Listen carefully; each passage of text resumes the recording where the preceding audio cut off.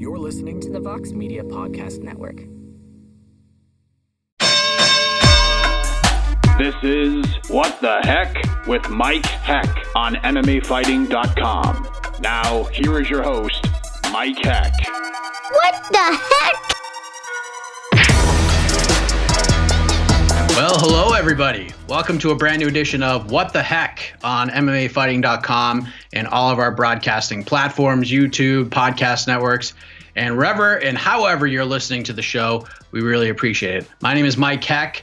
The weather is starting to get a little warmer here in beautiful Berkshire County, Massachusetts. We got some snow earlier this week. The last 2 days it's been 60 degrees, so I got my Red Sox polo on, but you know, it's starting to feel like baseball season out there, even though we can't really watch it on television right now. So I have my polo on, but it looks to be officially fight season for the UFC, as we have another fun show today. We have an upcoming UFC event headliner. We have a world champion and one of the bright prospects in our sport coming on and joining us this week. And this seems to be a theme right now, week to week, kicking off the show.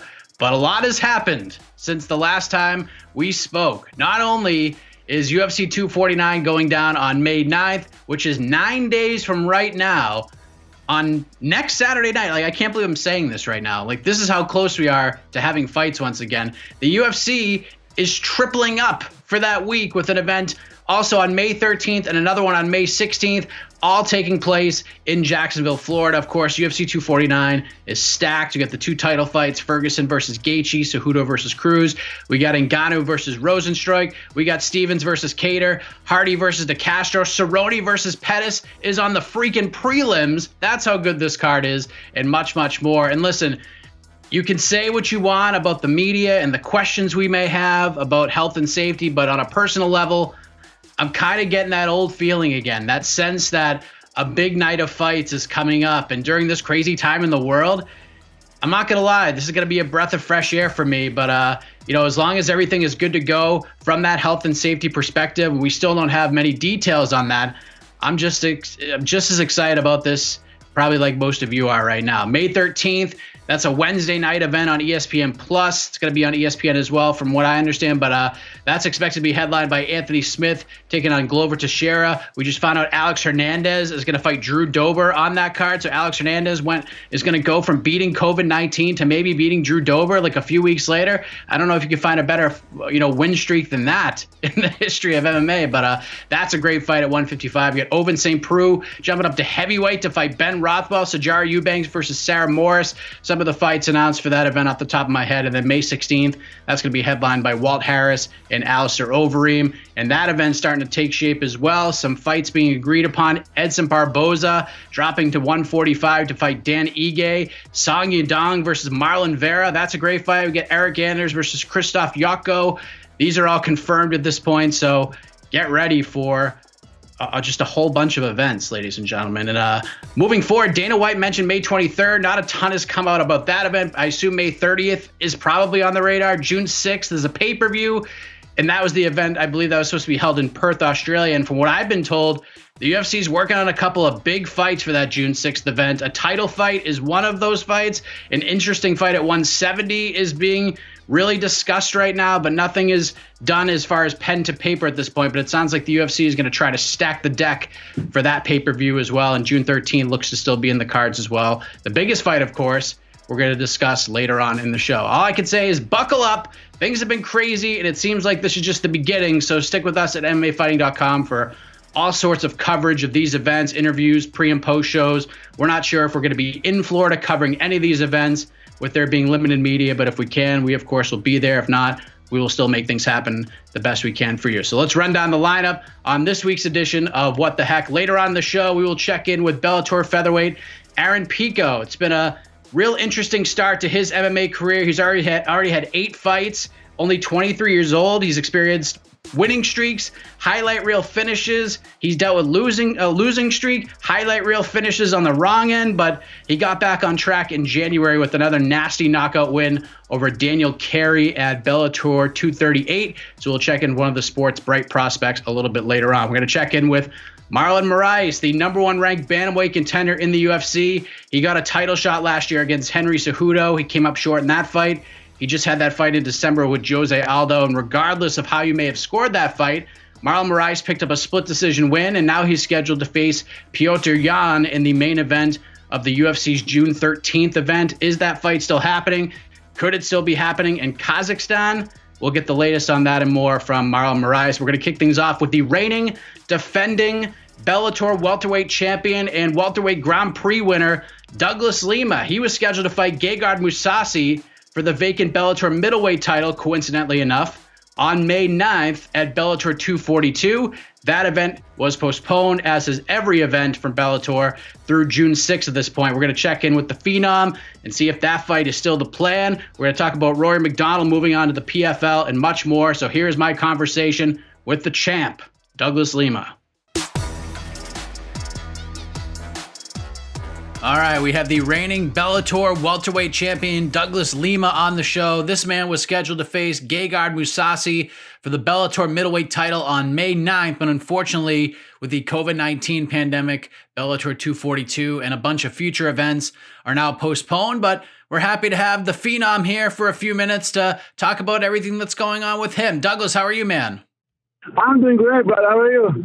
I'm doing great. Thank you for asking, and thank you for jumping on. First thing, there are things way more important than fighting right now with everything going on in the world. How are you, the family, those around you doing during this uncertain and pretty rough time in the world?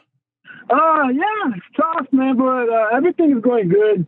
Staying a lot more with the family, my brother's family as well. So I know it's tough out there, but we can't complain. Everything is going good for us here, Bellator still is offering up some cool programming during these times, including the debut of Bellator Recharged on the CBS Sports Network, the debut show on Saturday night. They went back to revisit Bellator 192 in January of 2018, and it was the first time you had fought Rory McDonald, and you had lost that fight via unanimous decision. And it's not always the most fun thing to talk about a loss, but in the grand scheme of things and where it's taken you since that point, how important to your career was that night in Inglewood, California, despite not coming away with the decision in a crazy fight like that?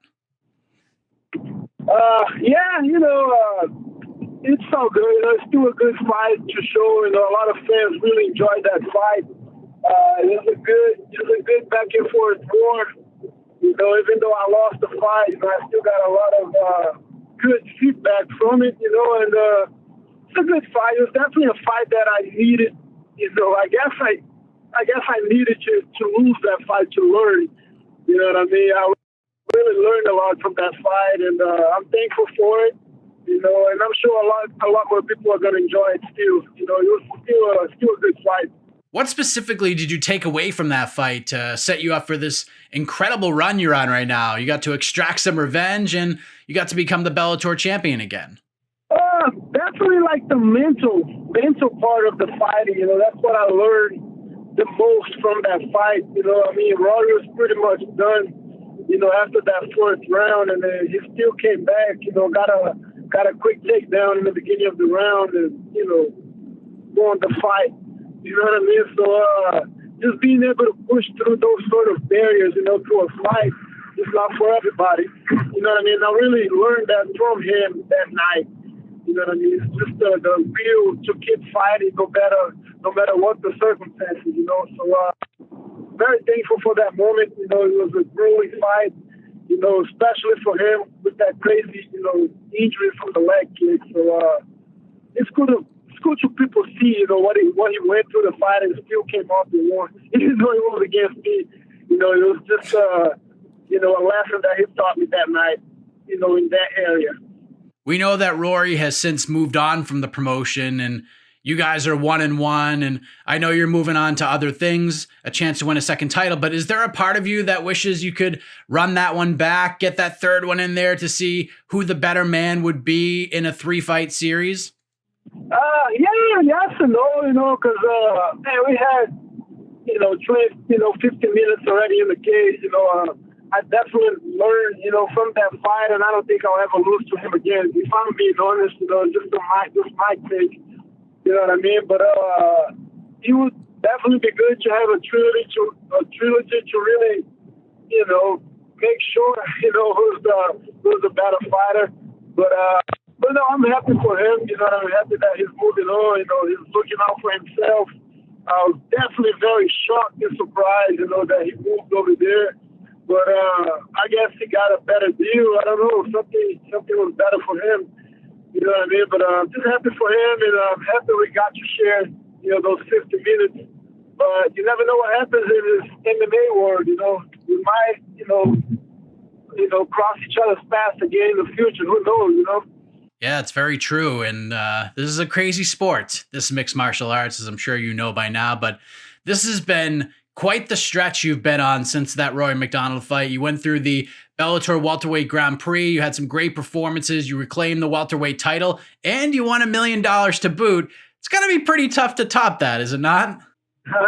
Yeah, but man, looking forward to another run. You know, in the middleweight title, and then, you know, defend there, go back and defend that 170. You know, there's always something bigger out there, you know what I mean? And let's start out with this fight at middleweight. You know, I think this is a huge fight. You know, such a big name, you know, moving up a weight class. Man, this is, you know, we got everything to make it even bigger. You know, I just got to stay focused and train hard and keep winning this fight. You know, and, you know, make the most out of this time. You know, I got to enjoy this health.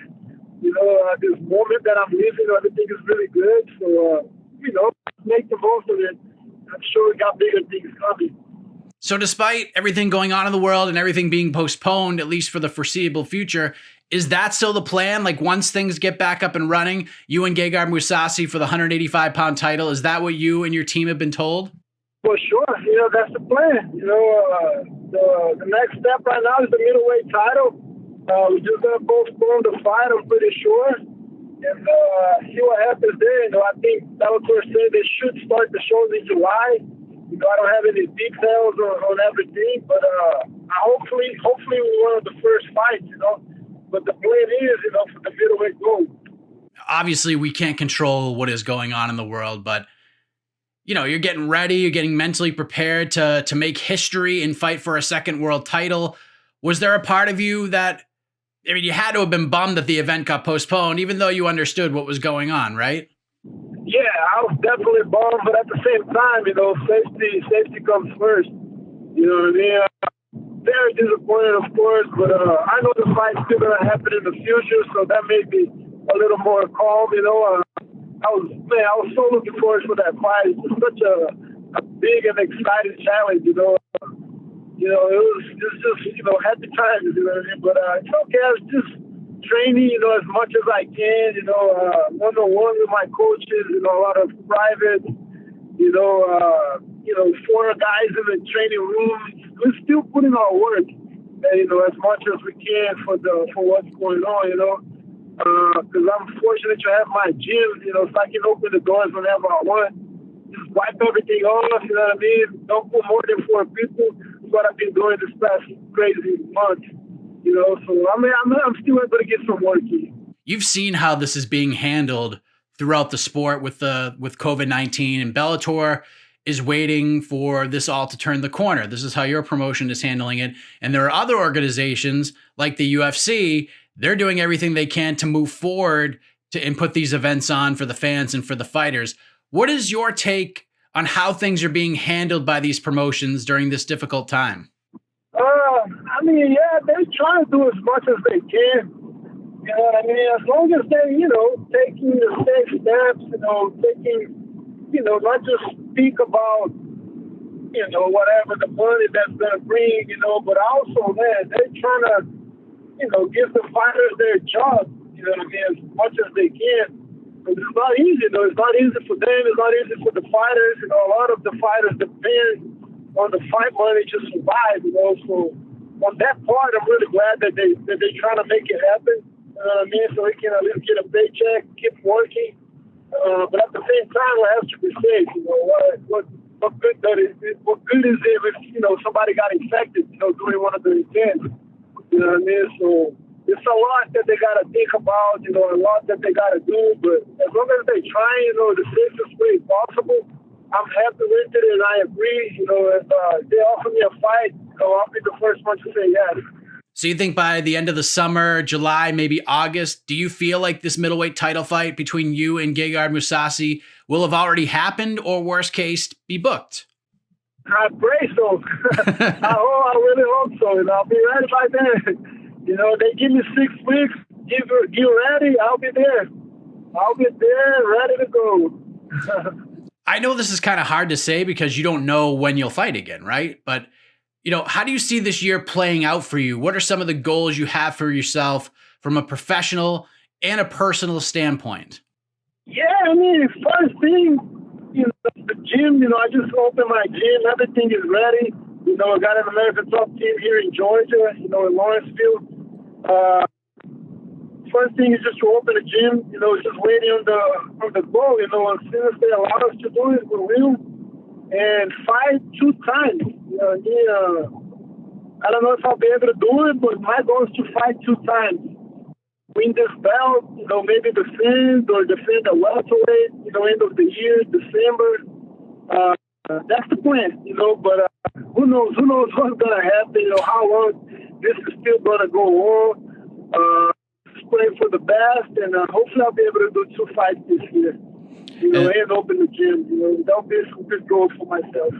So like we said, you were featured on the debut episode of Bellator Recharged this past Saturday, looking back on Bellator 192, which even though you didn't come up with the victory, it ended up being an important night in your career in hindsight. But what other fights, what other fight cards that you were involved in do you recommend the promotion put out there for people to see on future episodes for Wednesday nights, 8 Eastern on CBS Sports Network? What's the what are the golden fights for Douglas Lima that everyone should watch? Sure, there's a bunch. All the knockouts they should be running. MVP was topic, that MVP knockout. A lot of people love it. I think my third fight with Koreshkov was a really good one as well. And, all of the other finishes. People like finishes. People like knockouts. So they can just show all my 10 knockouts there. Just do a whole Douglas Lima Bellator Recharge episode. The top 10 knockouts in Douglas Lima's career. How about that? It writes itself. That sounds amazing. That sounds amazing. All finishes. People like that. There you go. I think we made something happen here. Ratings are going to shoot through the roof, Douglas. I appreciate it, man. You've obviously been a part of some big moments on some big cards in Bellator history, so I think we're going to be seeing some more of you on future episodes of Bellator Recharge, and probably some big moments coming your way in the future of the sport as well. I hope this fight with Gegard Mousasi happens for you, and thank you again. Hopefully we'll talk soon before that fight happens, man. I really appreciate it. All right, big thanks to Douglas Lima for the time reliving those fights with Rory McDonald, especially the first one, the decision loss.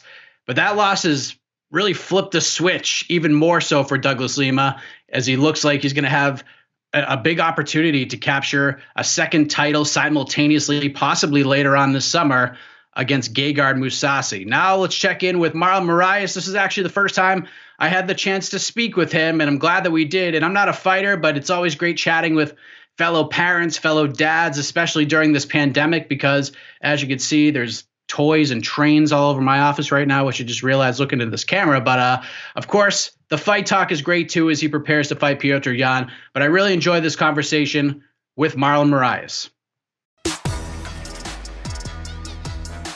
All right, we have the #1 ranked contender in the UFC's bantamweight division, and as of now, he's scheduled to face Petr Yan June 13th at the event in Kazakhstan. But we're in a very interesting time right now, so let's get an update and check in with Marlon Moraes, Mr. Magic himself. Marlon, how are you, man? I'm fine. I'm doing fine.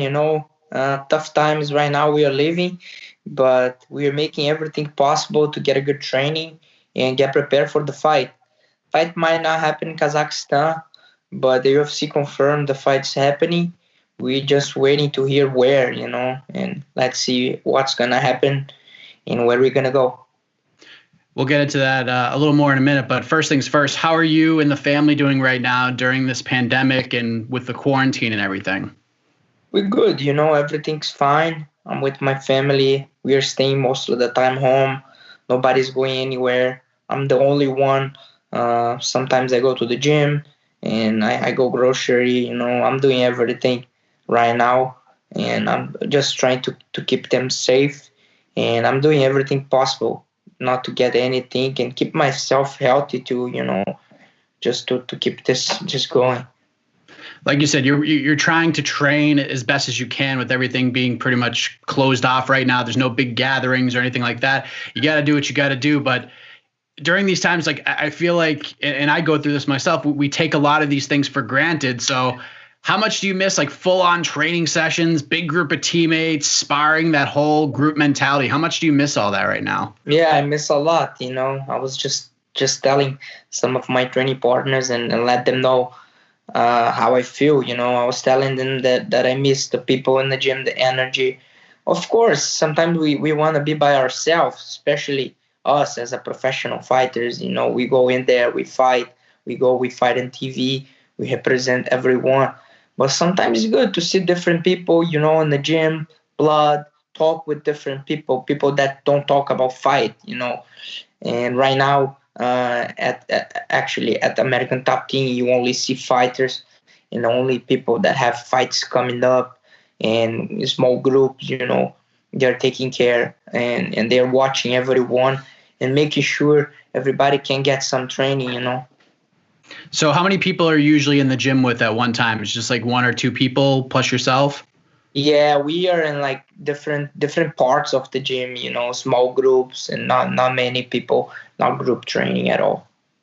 Who are you working with specifically, or does it kind of mix and match depending on the day? I work with my coach, and I got this guy Paulo and other guys for wrestling, but we are trying to stick with one or two maximum of guys. So this fight's going to happen with Petr Yan on June 13th. Location, I guess TBD right now, Kazakhstan. Have they told you that it's probably unlikely that it's going to happen there at this point? So where are we kind of at as far as the location goes? Yes, they said 100% it's not happening in Kazakhstan.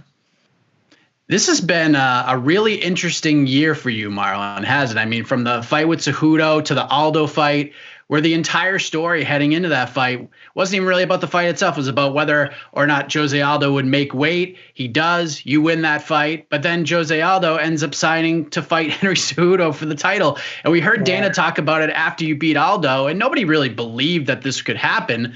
But when you found out that the man you just beat was scheduled to fight for the title, how did you react to that? What was going on in your mind? Man, to make that, to get a fight done, you just need to have two guys, and the main guy right there is Henry. Henry is the champion, and Henry wants to fight him, and that's why he got the title shot. He didn't get the title shot because he's Aldo. He didn't get the title shot because his whole resume, because of Dana. He got the title shot because Henry see behind this fight a lot of things that Aldo was bringing in, and Aldo's a legend and everything else. But to be honest, he doesn't deserve. I think that's other guys out there that deserve this fight more than he did.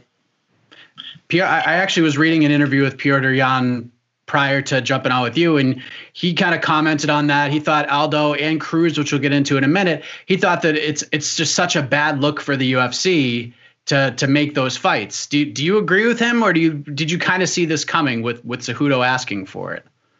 Man, to be honest with you, I see as Aldo, I didn't like it because I see Petr Yan, I see Cody Sandhagen, I see Sterling. That's guys out there, and these guys, they should be fighting. Aldo just lost the fight. It was a close fight. I think I won. But, you don't get a title shot coming off a loss. And let's be honest, Sterling is a good streak. Sandhagen is a good streak. And Petr Yan is being impressive lately. So one of those guys should get it, and they didn't. But Dominick Cruz, he's out there. He's working out. The guy being hurt forever, and he did a lot for the sport. He did a lot for the division, and he just can't get going. He can't stay healthy. And at this point, they probably thought, let's do Sterling, but Sterling is hurt. And let's do Petr Yan. He's out of the country. He can't get here in a month. He needs a little bit more time. I think he only can get here in June. This is what I think. And Dominick Cruz probably raised his hand and he said he'll fight him. And who would say no, And Dominick Cruz is a big name. I think it's good for the division have him back. Oh, he gets hurt in this and that. Okay, man. I'm a big fan of Dominic Cruz. I think he deserves anything in this sport. And if they're giving him a fight for the title, hopefully he make it. And might be his last one. We don't know, He's always hurt. We never know. And if he is healthy now, he said yes, he signed the contract. Let's make it happen. Who's not gonna watch this fight? To be honest, I'm gonna watch. Yeah, it's a very interesting matchup on paper. So kind of going back to that, when the information was coming out with the coronavirus that it seemed like Aldo not only wasn't going to be able to fight in Brazil, but wasn't going to be able to come to the States to fight. Was there a part of you that thought you might get tagged in here, even though you had a fight booked, that maybe you would get another crack at Henry?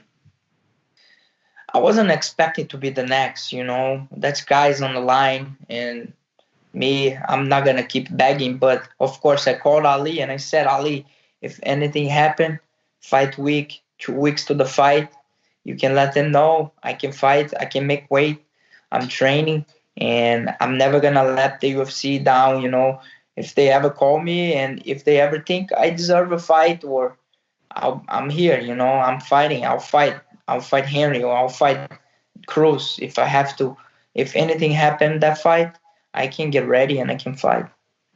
Ahead of this fight with Petr Yan, he's been on a long winning streak. He's won 9 in a row. He just finished Uriah Faber. He did it right before you stepped into the cage to fight Jose Aldo. You said you've been impressed with his run, but kind of going through and dissecting the fights, what do you think of the matchup on paper between you and Petr Yan? Because this is a really interesting fight in a lot of different ways.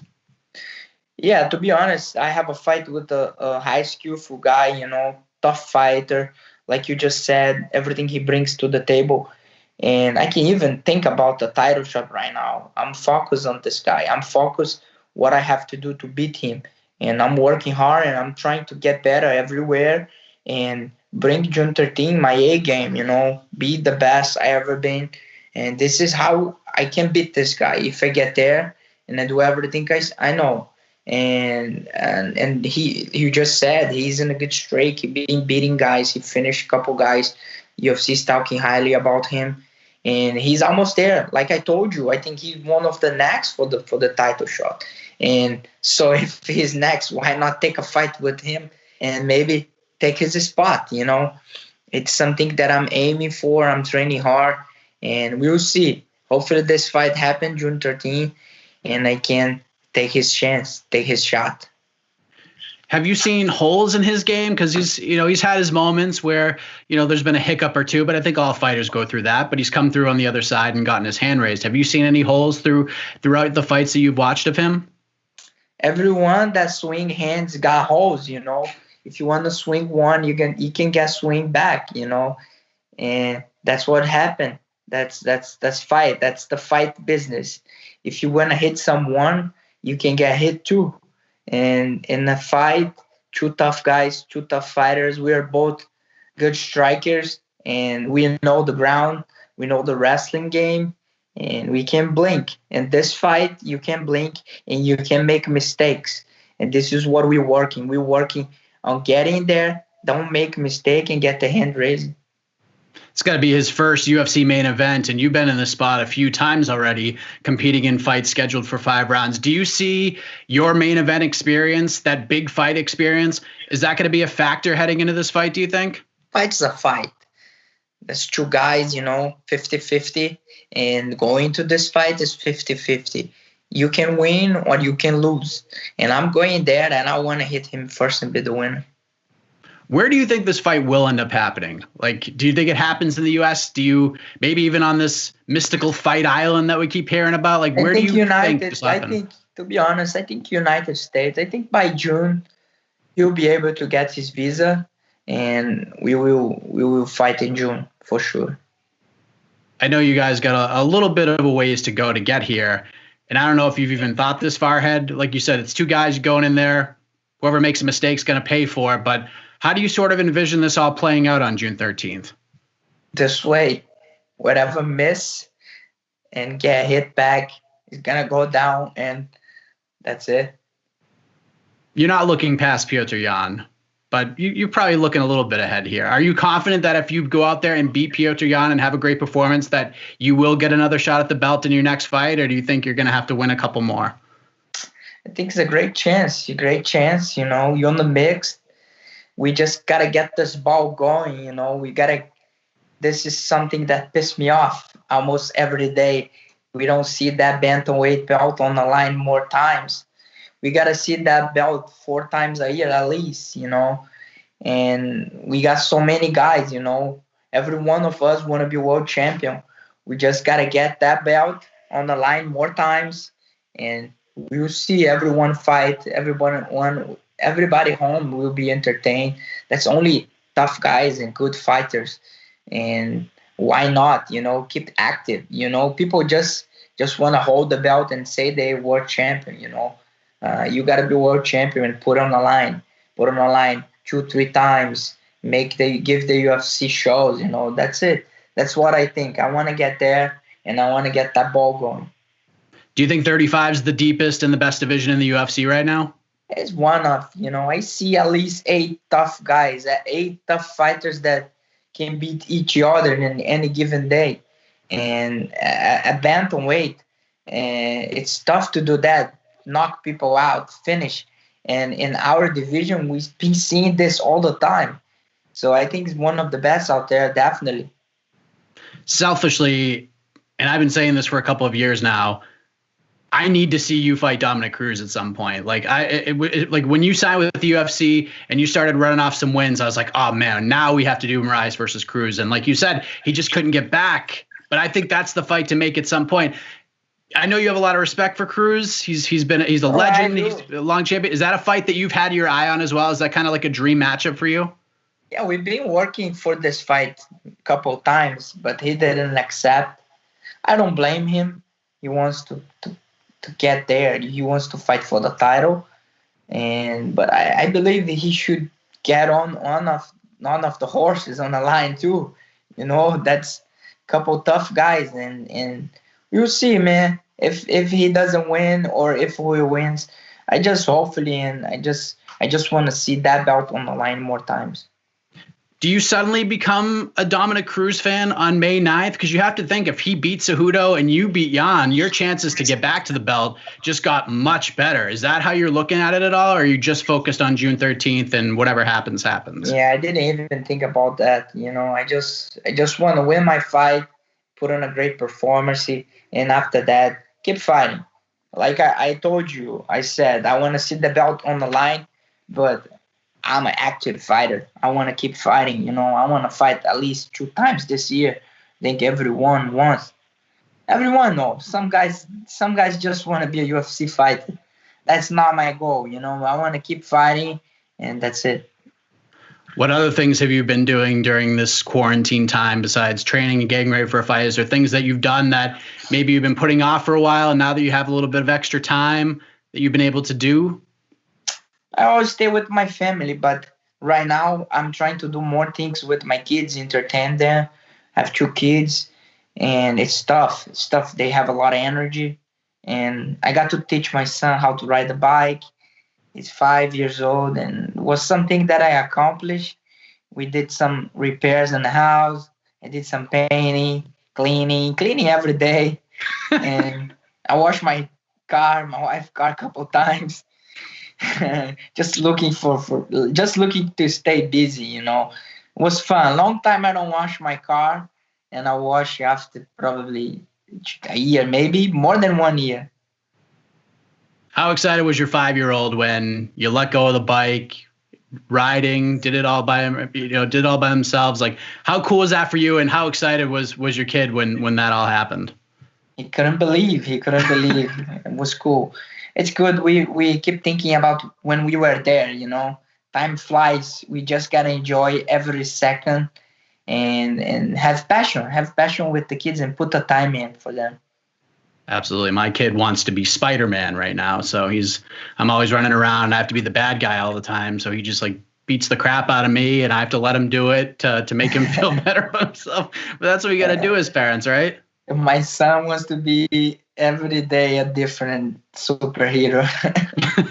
So he doesn't have a go-to. He just every day is a different one. Every day a different one, especially with Netflix. Every day he watches a different one, and every day he got a new one. Yeah, I've watched Spider-Man 3 like 500 times over the last 4 weeks. It's been unbelievable. But I'm trying to get him to my world too. I try to watch some movies that I watched back in the days when I was young. And my son, he's 5 years old, and he likes he wants to be a police officer. For maybe for 2 years he keeps saying that. And I got into the police academy. We watched the whole thing. We watched from 1 all the way up to 7, and it was fun. Good times, Every day we watch one, and I was telling him about it. We go on the bike. Every day he calls himself one of the guys. It's cool. So he liked it? He loved it. He thinks he's Michael Winslow. You watch, right? I watched them. I haven't seen him in years, though. Yeah, it was fun. Me too. I saw on Netflix, and I was flipping movies, and wow, they have the whole season from 1 to 7. So I got to watch. It was fun. I'm gonna have to check those out with him and see if we can sit through one. I tried to watch Naked Gun with him, because that's kind of a cop movie and it's just ridiculous. But he did like 15 minutes of that, and he was like, "No, I want to watch Spider-Man." And I have. How old is your son? He's 7. He's gonna like the police academy is cool. Yeah, I gotta get him into that. So trying to find some common ground. I got in front of me now all my son's Legos. He come up with the idea to put it together. Every white, black, blue, yellow. We have to separate all the colors, and now we are putting all together. That's tough. Yeah, my kid just got into Legos too, so I'm dealing with that. It's a big mess. He dumps all the stuff on the floor, and it takes forever to clean, but it's fun putting that stuff together and watching it build and seeing the look on their face. You have only one? Just the one. Okay, I have one is 16 months, and the big one dropped all the Legos on the ground, and I have to keep watching because the other one want to eat them. Yes.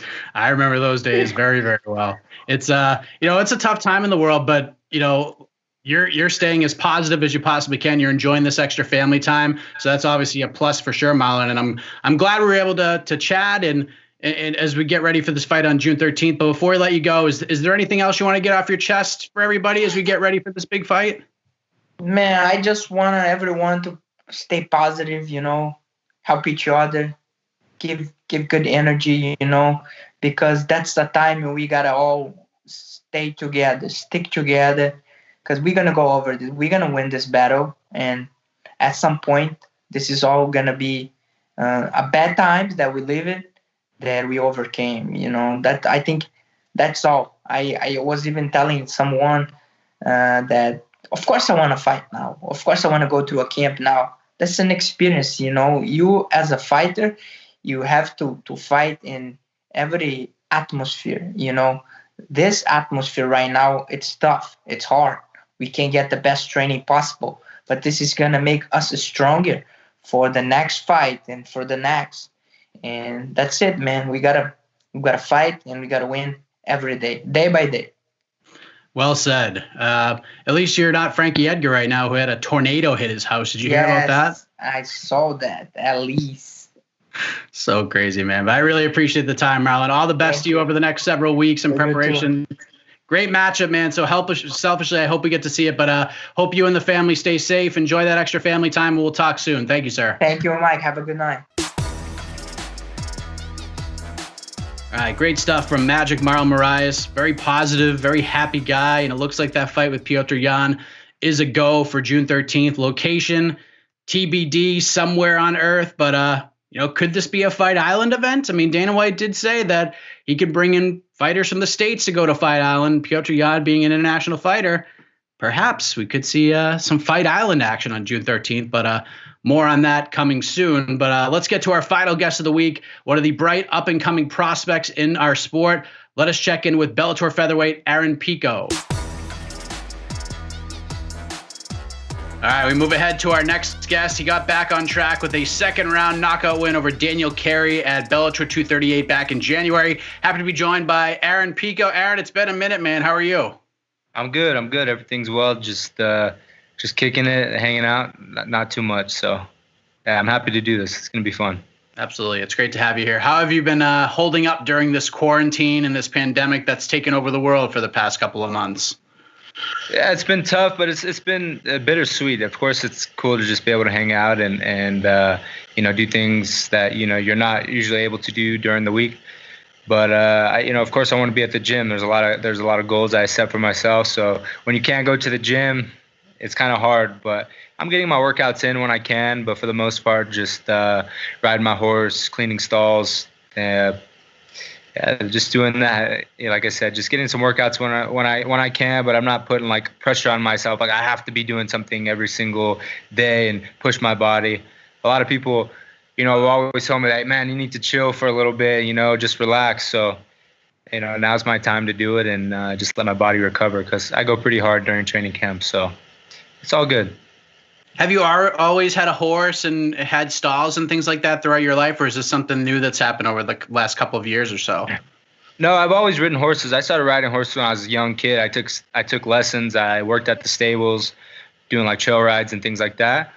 And I got away from it for a little bit because I was traveling the world so much, wrestling and doing all kinds of stuff like that. I couldn't really. I didn't have time for a horse. But when I turned pro in MMA, I bought myself a horse, and it's kind of I wasn't doing as much traveling. And back in LA, like I had a stable that I would go to and keep my horses there. But here in Albuquerque, I'm lucky enough to be able to have 2 stalls in my backyard for the horses, a little arena, and I can ride out my front gate, go out on trails, and it's pretty cool. So I'm enjoying it a lot. So, but I've ridden horses a lot of my years growing up.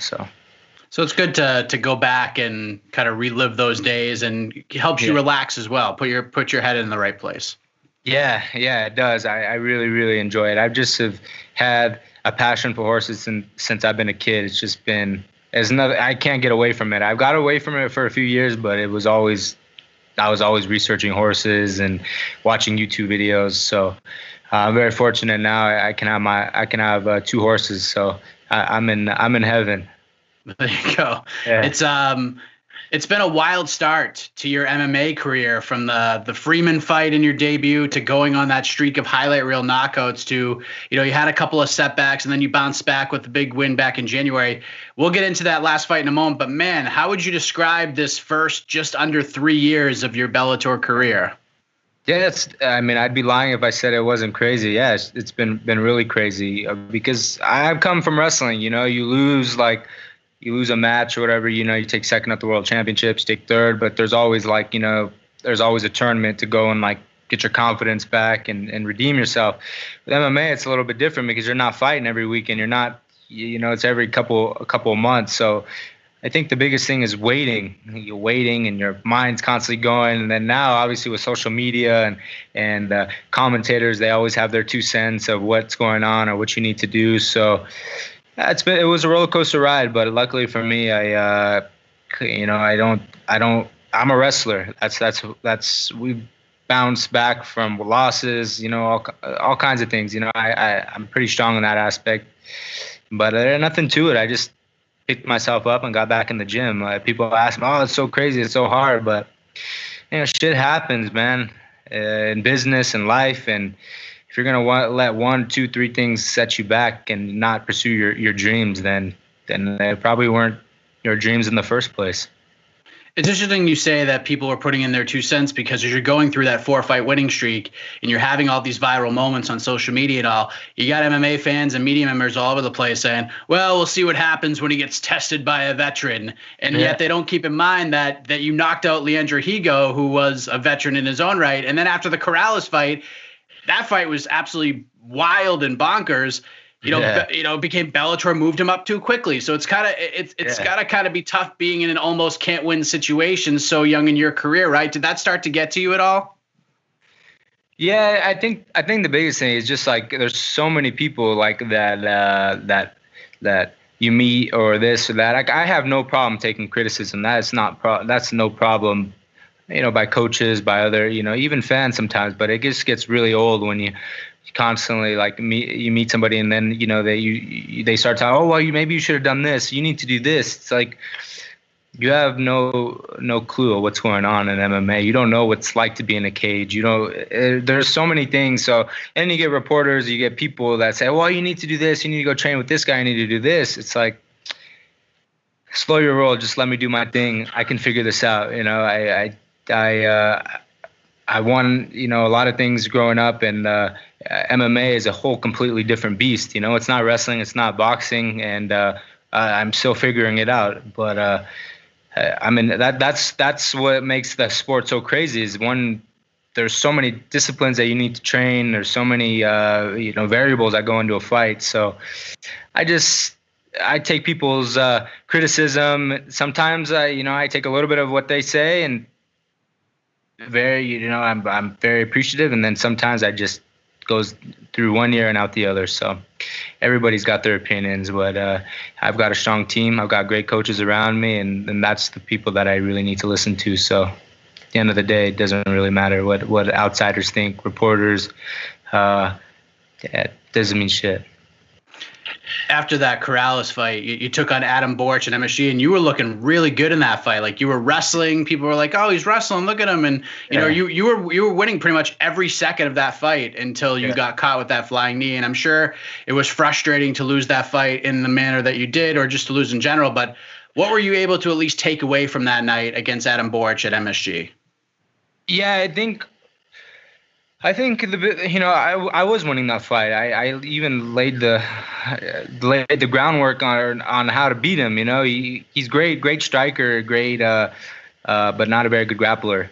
Not very good at wrestling, anything like that. He's a tough fighter. He beat me, obviously, but I just can't take a blind shot. I think the biggest thing for me is I was so I just wanted to wrestle, because that's what I was working on, just wrestling and grappling, and I forgot about my hands. I didn't really throw a lot of combinations like I wanted to. I just was so focused on just getting the takedown, and I won't make that mistake, especially if I want to get the takedown. I got to put my hand, I got to mix up my punches a little bit into the takedown and throw with some force like I usually do. I don't think in that fight I didn't really throw any, hard punches. And it just worked. I worked on a lot of grappling after that fight. I worked on so much grappling, and it's gotten so much better since that fight. I can't tell you how much jiu-jitsu, grappling, wrestling, ground and pound I did after that fight. So it was a wake-up call that I needed to figure out some things as far as my entries on the takedowns. Would you say that's probably the biggest thing you've changed from the Borch fight heading into that last fight? Was there something maybe even from a mental perspective that clicked that you maybe hadn't quite tapped into prior? What do you think were those biggest changes for you coming out of that MSG fight? Yeah, just not getting your mind set on one thing. I was like, before that fight, I was just like, oh, I got to get the takedown.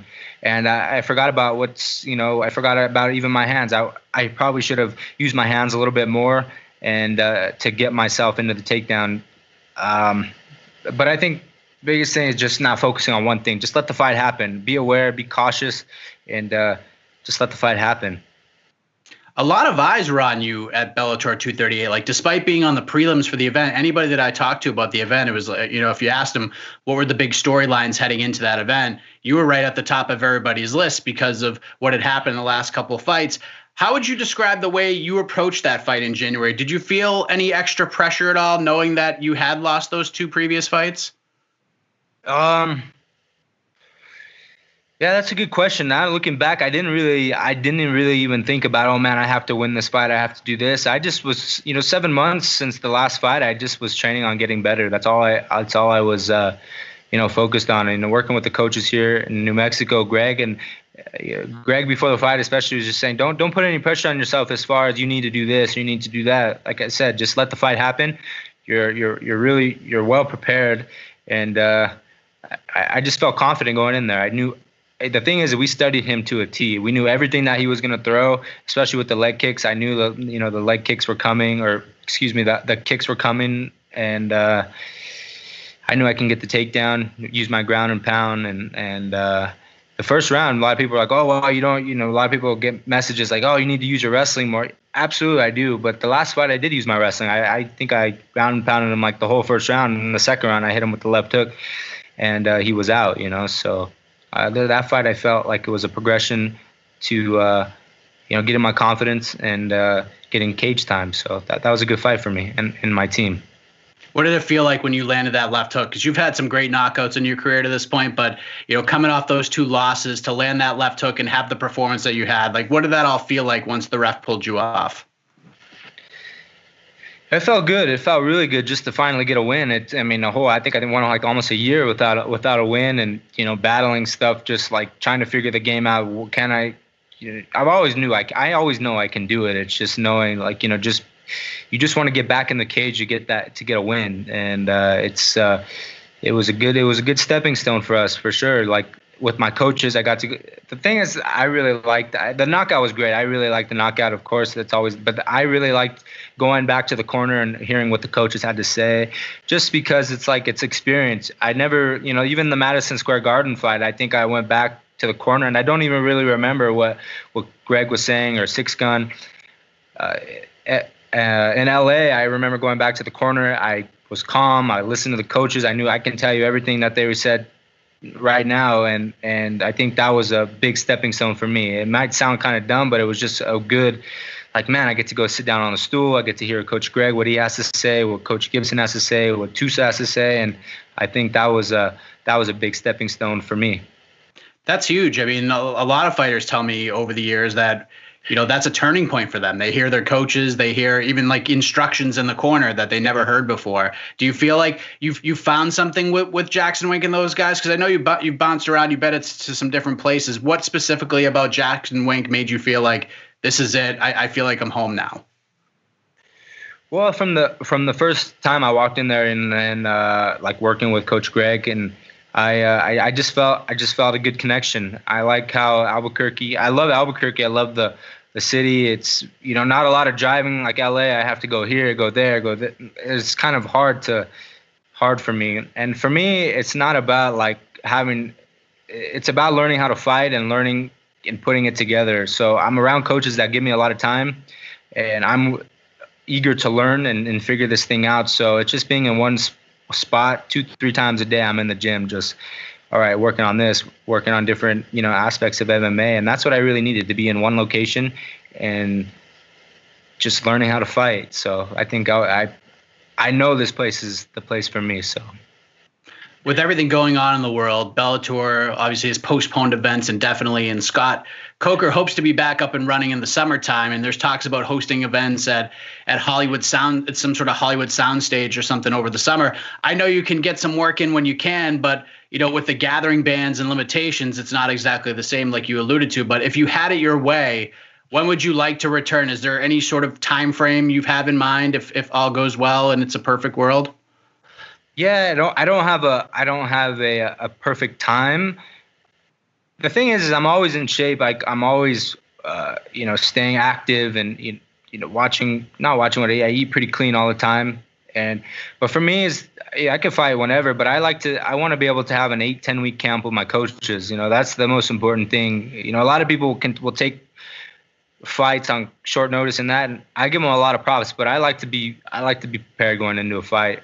I like to be on the same page with my coaches, and that's something that I'll have to sit down with my manager Ali and the coaches that I have here and figure out when is the best time for us, because I'm young in my career, to be honest with you. I mean, I don't need to take a fight to,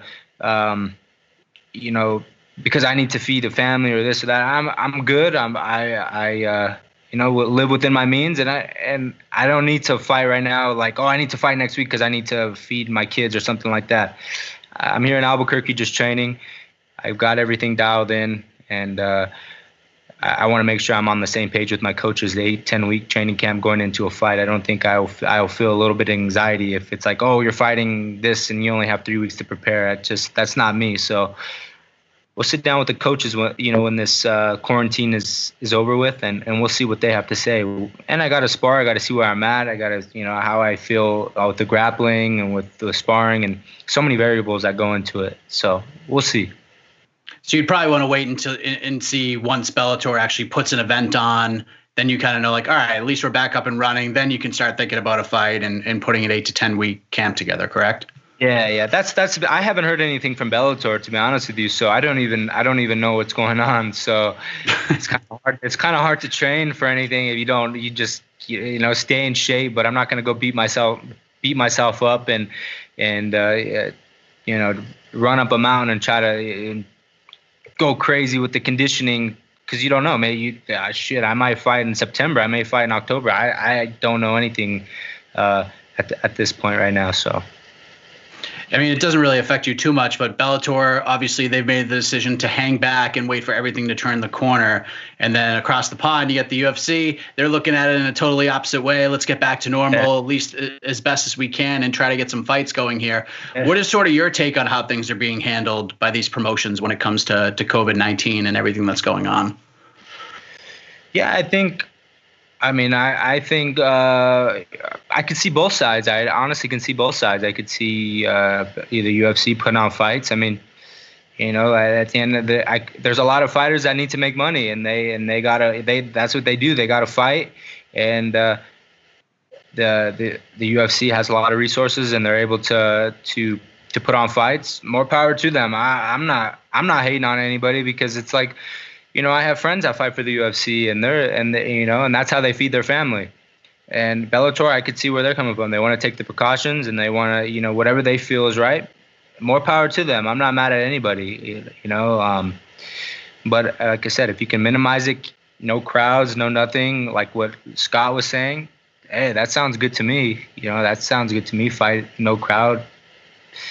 So I could see both sides. I'm not hating or like, oh, they're Dana's doing what's best for his company, and Scott's doing what's best for his company, and it's simple as that.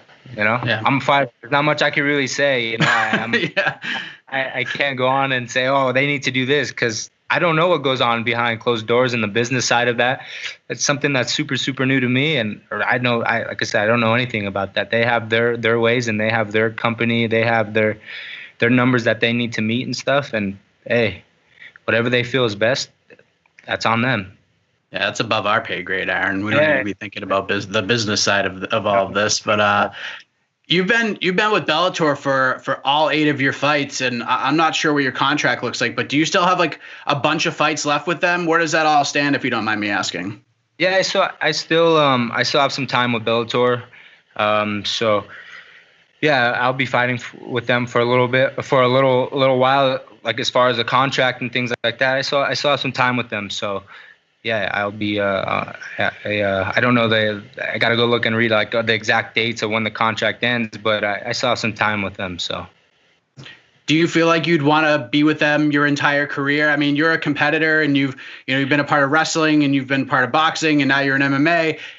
From a competitive standpoint, do you think you may want to explore and test the waters in other spots in the future? I mean, you're only 23 years old, so you have plenty of time to think about it. Yeah. Of course, I'm young, and then as far as that question, my job is just to be able to put on performances and put on highlight reels like I've done before.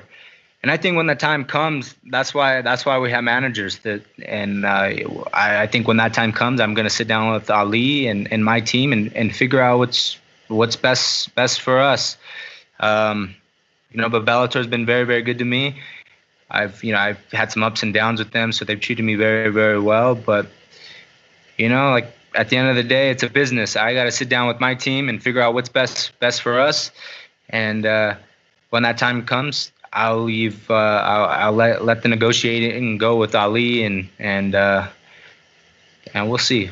But my job right now is just to put on great fights, which I'm gearing up to do. Doing a lot of studying, and I can't wait to get back in the cage. I can't wait.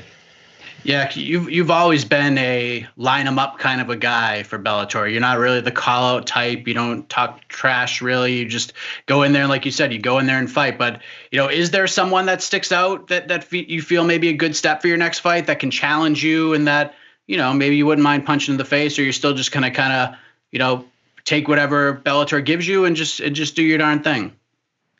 Yeah, that's the biggest thing. I mean, you can call call people out, and it's obviously beyond your control. It's with Bellator. So yeah, whatever Bellator decides to give me, I leave that up to my manager Ali. I'm not.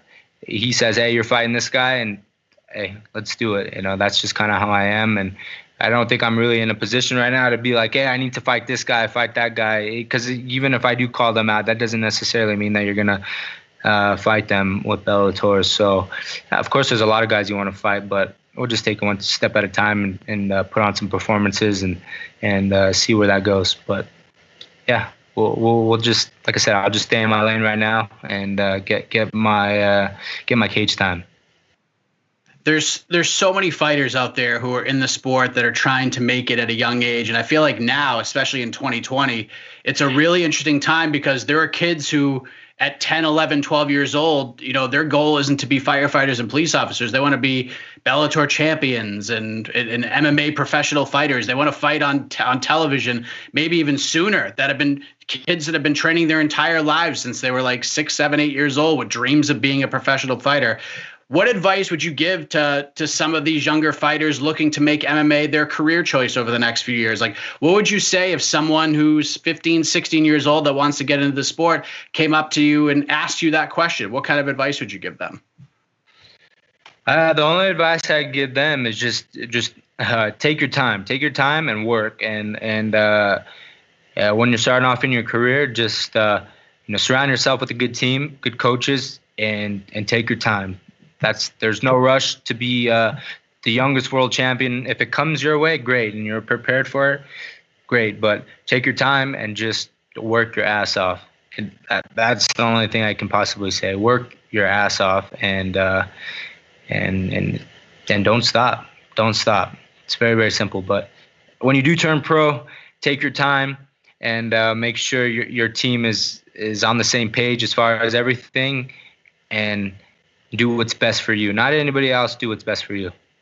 Well said, Aaron. Great stuff. I really appreciate the time, man. The last time we had spoken was right before the Lee Morrison fight a couple of years back. It was one that I remembered for sure. I think you got Dylan Dennis's attention after that conversation, if I recall. But it was great chat with you again, man. Stay healthy, stay safe. I wish you all the best during this crazy time in the world. Enjoy the horses, and hopefully you get back in that octagon or that cage sooner rather than later, man. I appreciate it, brother. Thank you. All the best to you and your family, and stay safe. Hopefully this is over soon. All right. Thanks, brother. Take care. You as well. All right, there he is, Aaron Pico, wrapping up another edition of What the Heck on MMAfighting.com. Thank you all for watching and listening, and make sure you subscribe on YouTube or wherever you listen to your favorite podcast, because especially the YouTube stuff, we're going to have some bonus interviews. We dropped the chat with John Wood last week as a little bit of a bonus. We got some other stuff in the works for this week as well. Also, if you haven't checked out Eurobash this week, it is phenomenal. Pete Carroll and Niall McGrath always bring the goods. Their banter and their Irish accents are just something to behold. And they chatted with Jack Hermanson, Leon Edwards, and Brendan Loughnane this week. A-Side on Wednesday had Roxanne Modafferi. So we're trying to bring you the best content possible in a really crazy time in the world. And with the fight week coming up, expect a lot of stuff over the next couple of weeks, that is for sure. Big thank you to Casey Lyden and Esther Lynn, the legends behind the scenes, making this show look as good as it does. All credit goes to them. And a big shout out to all of you who check out the show each and every week. 5 shows down, hopefully infinity more to come. I am Mike Heck. Enjoy your last stretch without fights for a little while. And as always, have a heck of a week, everybody.